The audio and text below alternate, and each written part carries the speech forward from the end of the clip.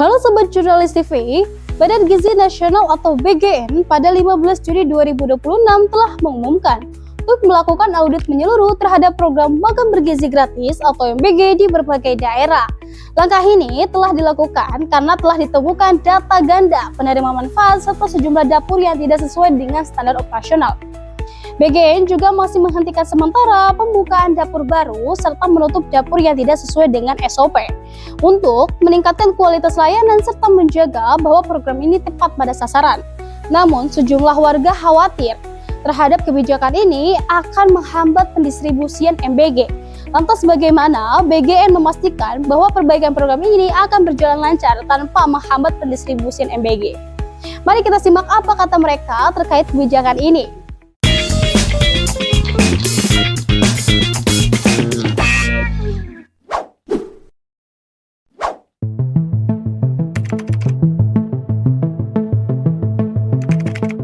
Saya belum terlalu tahu tentang isunya karena yang katanya masih simpang siur, tapi kita tidak tahu itu benar atau tidak. Tapi kalau misalkan benar, menurut saya ini adalah terindikasi sebagai teknik korupsi yang dilakukan oleh segelintir orang yang ada di dalam orang-orang yang terkait atau terlibat dalam organisasi ini yang melakukan penggandaan data. Karena yang saya baca itu katanya tuh ada 27 atau 28 ribu, ternyata lebih dari angka yang ditentukan seperti itu. Penemuan data ganda sebenarnya tidak di luar ekspektasi saya ya, karena memang sudah berkali-kali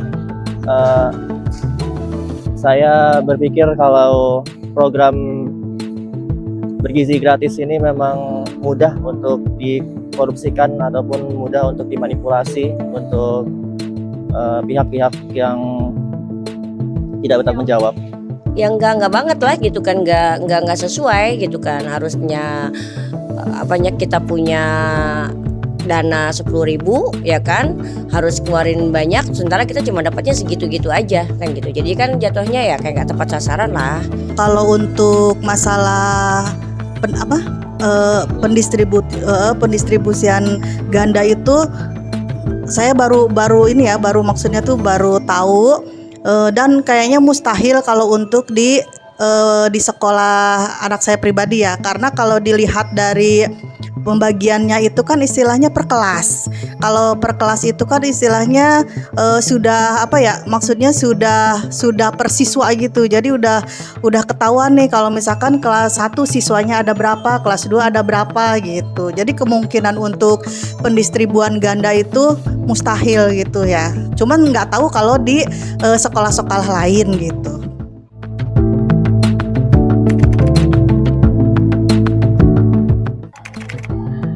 Untuk menutup dapur-dapur yang tidak memenuhi syarat atau standar, menurut saya sudah lumayan tepat. Karena jika dapur itu tidak memenuhi standar yang ditetapkan oleh BGN, maka itu berarti termasuk ilegal, bukan? Ya. Dan hal tersebut bisa saja digunakan untuk kepentingan korupsi atau hal lain seperti itu. Bisa terjadi, itu terindikasi untuk metode korupsi terbaru di tahun ini begitu. Bagus ya untuk mulai ditutup dapur-dapur yang tidak setara dengan standar. Karena banyak saya pernah observasi ke beberapa sekolah yang makanannya itu sebenarnya tidak terlalu appetizing gitu. Tidak terlihat seperti makanan yang bakal enak dimakan, tapi juga rasanya emang kurang bergizi. Ada juga kasus-kasus di mana banyak makanan yang tidak dimakan.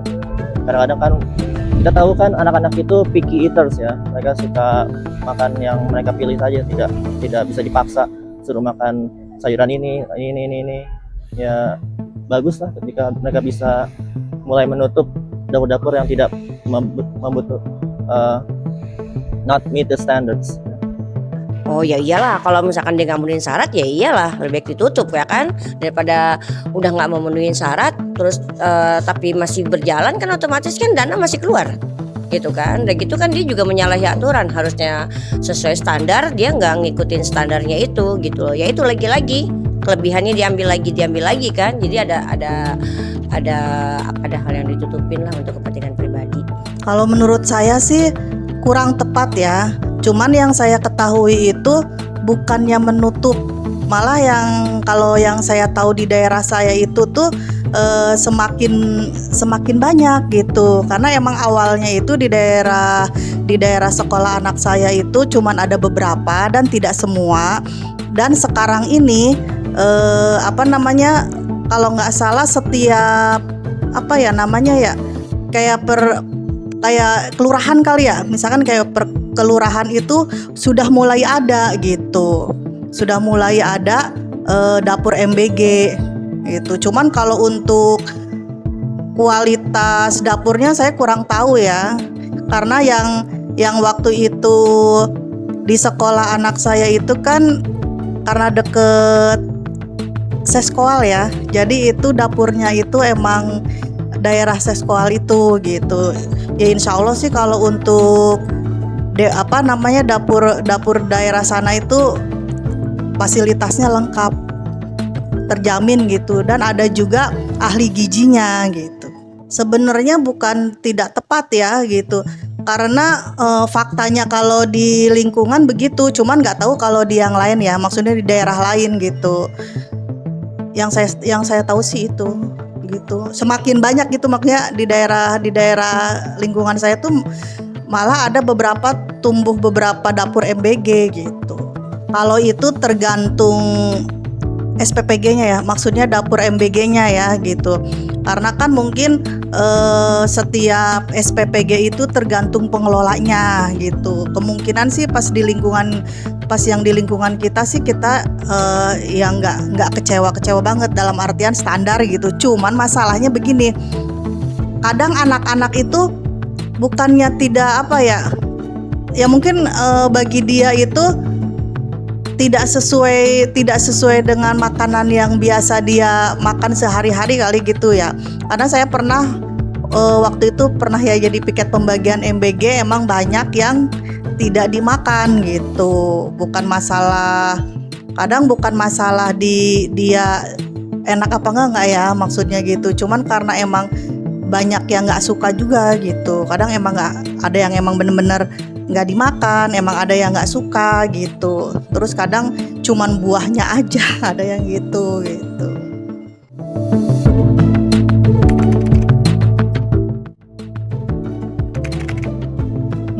Kalau ini menurut saya masih 50-50, tapi jika penanganan dengan tepat dan pengawasan yang ketat, mungkin ini bisa meningkatkan kualitas yang sudah ada gitu.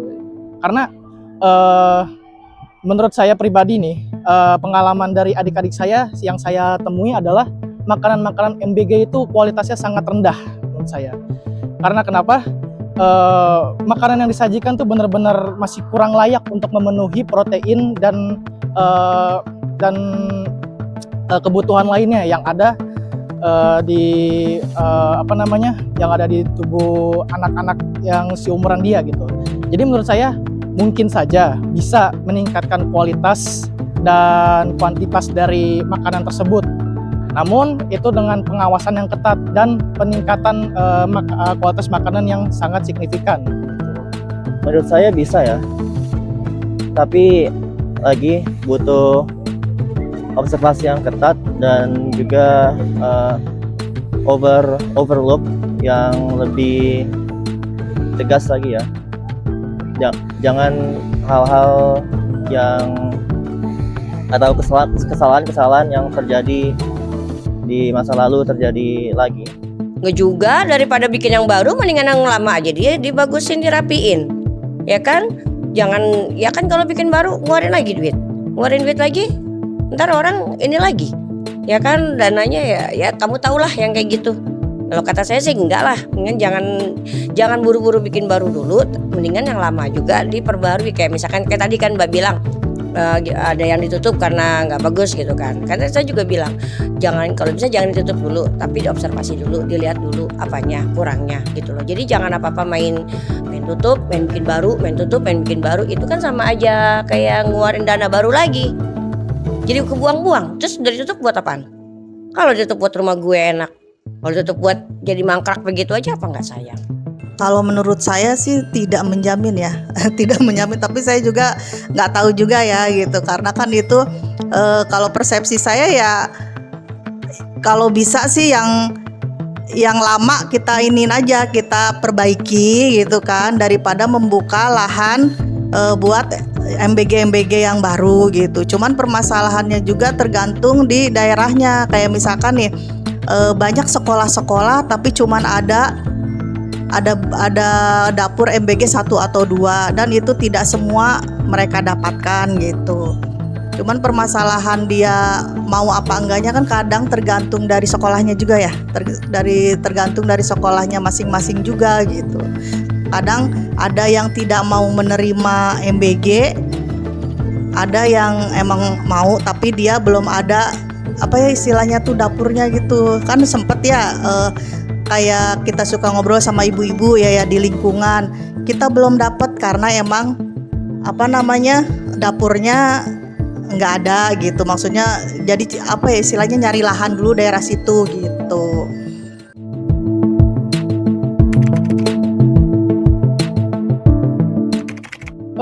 Ya, sangat bermanfaat dan sangat berdampak. Jika makanan MBG itu mengalami peningkatan kualitas yang sangat signifikan, maka anak-anak tersebut akan lebih suka untuk makan makanan MBG daripada membeli makanan lain. Nah, dengan hal ini, jika ini berhasil ditetapkan di sekolah-sekolah, maka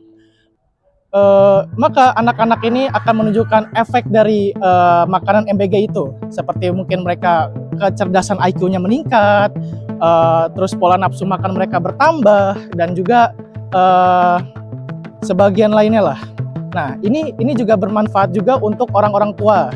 Jadi mereka yang tadinya harus menyiapkan makanan dulu untuk anak-anak mereka agar bisa dimakan di sekolah, jadi mereka bisa menghemat waktu untuk tidak membuat makanan tersebut, dan pengeluaran mereka itu bisa dipotong dari adanya MBG ini. Sebenarnya MBG itu baik, cuman yang harus diperhatikan adalah kualitas dan kuantitas dari makanannya itu juga gitu. Jadi ya menurut saya ada dampaknya. Akan berdampak ya, mungkin lebih sedikit dari sekolah-sekolah yang akan mendapatkan makanan gratis tersebut. Namun ya dari pengalaman dan observasi saya ya mungkin tidak terlalu berdampak besar terhadap siswa-siswa, karena MBG mungkin ya bagus-bagus saja, tapi semasa hidup saya dari SD, SMP, SMA tidak terlalu efek kepada motivasi saya ataupun pertumbuhan saya ya. Jadi mungkin ya tidak terlalu berefek. Namun mungkin generasi baru ini mungkin bisa lebih termotivasi mungkin karena makanan tersebut. Dan jika makanan tersebut juga memenuhi standar. Gimana ya, berdampak gak berdampak sih ya. Bisa kalau misalkan ya itu kayak tadi saya bilang, kalau misalkan dia bikin baru, otomatis kan apa namanya biayanya kan belum tentu sama dengan bikin yang lama. Ya kan terus nambah lagi. Bisa juga sih berdampak dengan ini apa namanya penerima MBG. Berdampaknya apa? Ya makanan yang harusnya 100 gram tiba-tiba jadi cuma 75, mending total 50 gram. Berarti kan berdampak juga, dananya diambil buat bikin yang baru. Ya kalau saya sih ini nggak tahu itu gimana.